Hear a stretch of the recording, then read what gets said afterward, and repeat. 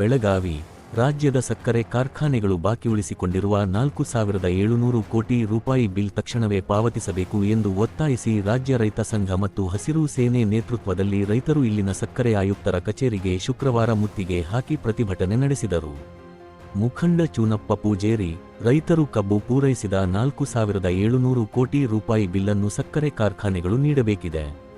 ಆದರೆ ದಿನಕ್ಕೊಂದು ನೆಪ ಹೇಳುತ್ತಾ ಅಲೆದಾಡಿಸುತ್ತಿವೆ ಎಂದು ದೂರಿದರು. ನಮಗೆ ಬಂದ ವರದಿ ಅಭಿಮಿತ್ರ 25 ಟಿವಿ, ಬೆಳಗಾವಿ.